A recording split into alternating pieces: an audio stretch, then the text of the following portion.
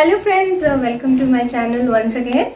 Zoology Made Easy by Dr. Rupali. I hope you are liking the videos posted by me on the earlier topics like Porifera, Cnidarians, Platyhelminths and Nematodhelminths.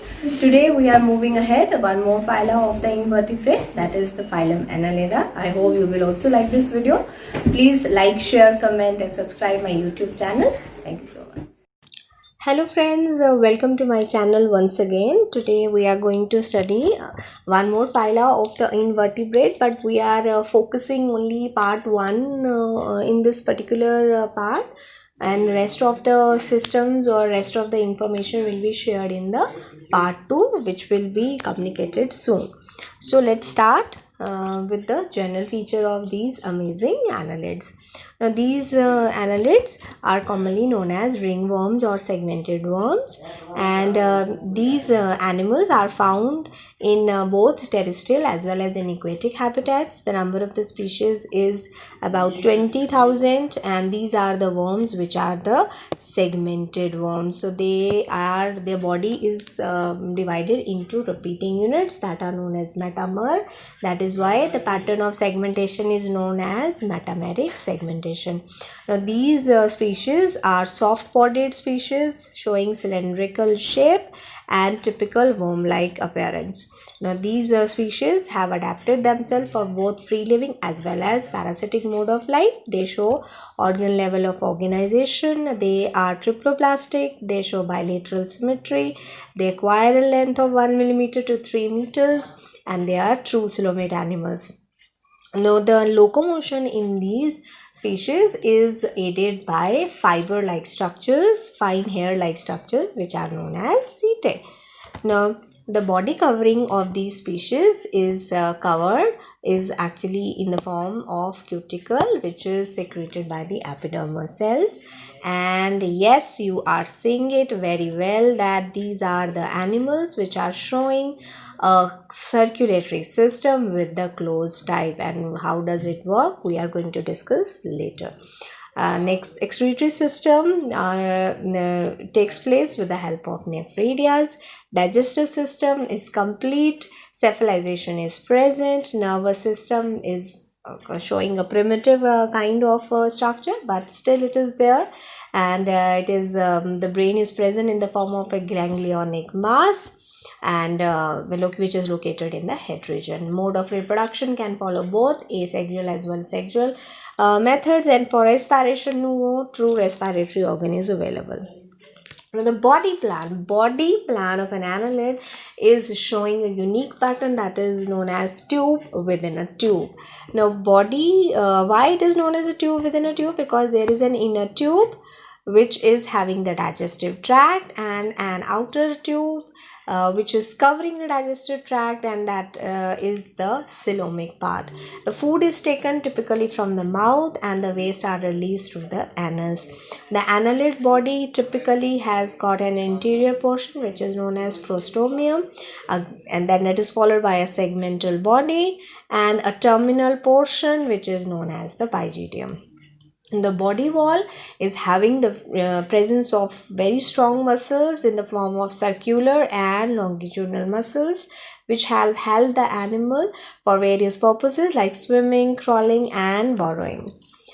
Segmentation. Yes, segmentation is one of the advantages of such species, because this type of the pattern is showing allowing movements with the maximum protection. And there is the foremost segmentator or segment part of the body, that is the prostomium, which is followed by the next segment, that is the peristomium, and then it is the repeating units.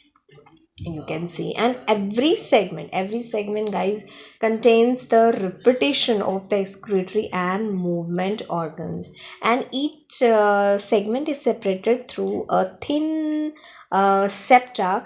And this pattern of segmentation has provided an evolutionary basis to form a framework for the next species to come, next phyla to come. And these segments are externally marked by these circular rings. You can see over here, right? Now these circular rings are known as annuli, and these annuli, because of this word annuli, the phyla is named as annelids. The circulatory system, yes, these are the first animals to have a closed circulatory system.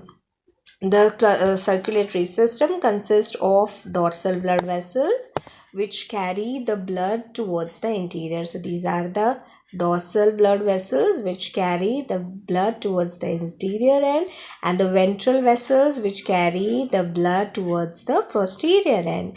And these vessels are interconnected with the help of these meshwork, that is the capillaries, and these five chambered heart, right? This is the five chambered heart. The contraction of the blood vessels help in the circulation and movement of the blood in only one direction. Now, since there is no special organ for the respiration, so they absorb oxygen from the body surface, and this absorbed oxygen is then taken into the dorsal blood vessels, and that oxygen travels to the oxygenated blood travels to the five chambered heart.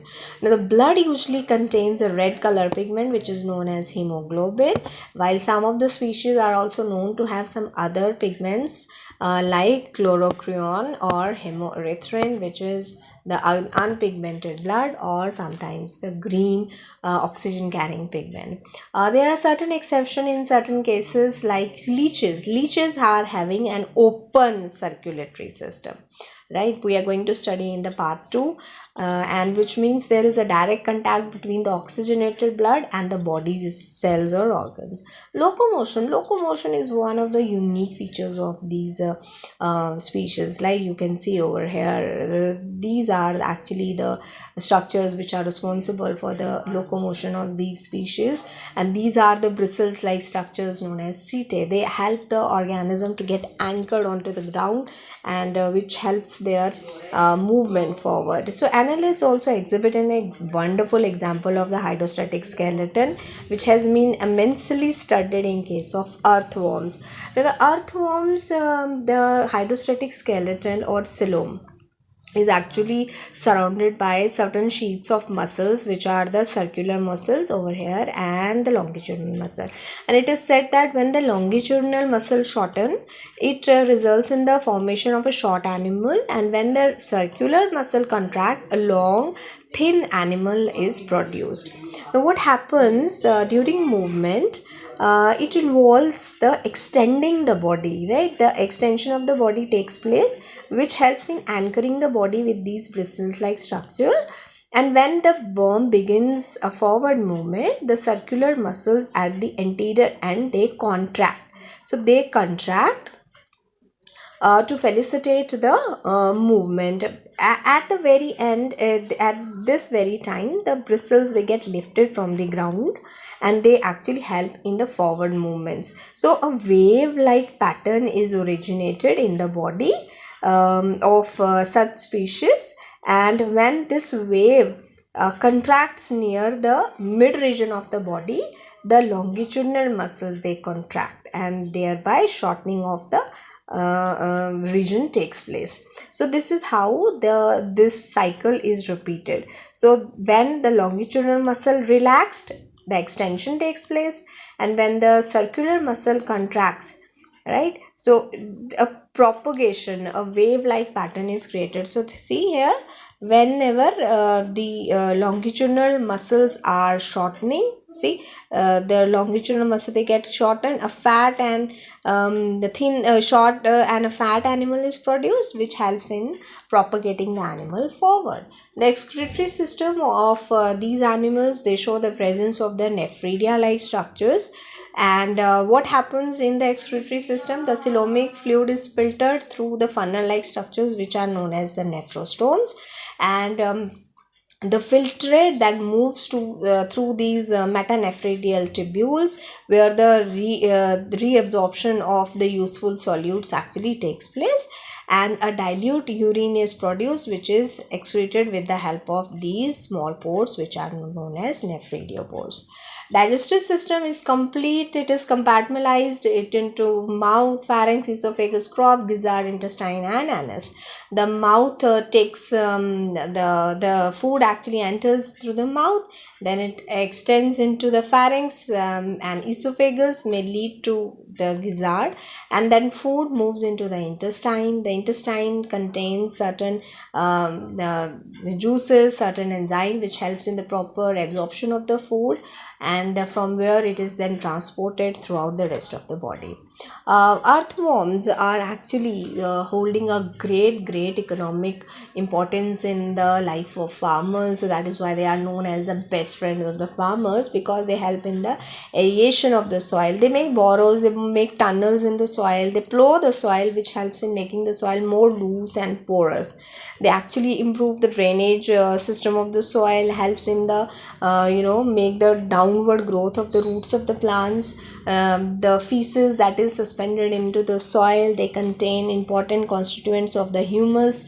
They enrich the soil, they make the worms, they make the good natural manure for the soil. Moreover, in the medicinal field, it is being said that these earthworms are used for reducing and removal of the bladder stones, for the jaundice, for treating the diarrhea, weakness, problems like impotency, and even gout. So leeches, yes, leeches being parasitic, being blood sucking animals, also hold some of the economic importance, because it is being said that leeches are being used in the field of medicine since 1850, and they are being used to relieve the pressure and restore the circulation in the tissue graft, where blood accumulation is likely to harm the animal in case of severed fingers and ears, because leeches actually select a place by sensing the body heat, and they attach to the host by their anterior sucker, and they actually have sharp jaws which help in making the incision into the flesh of the victim. And moreover, they also contain some of the saliva of the leeches is thought to contain many powerful antibiotics and anesthetics, which are proving very useful in the medicinal practice. And the anticoagulant of leeches is also providing a ground for research of surgeries in the field of medicine. So in both the ways, the annelids are contributing their ways. Thank you. This completes part 1 of the annelid. The part 2 is coming soon, which is involving the other systems and other features of the annelids. So I hope you have liked my video. If you have any suggestion, any comment, please do share with us. Please like, share, comment, and subscribe my channel. Thank you so much.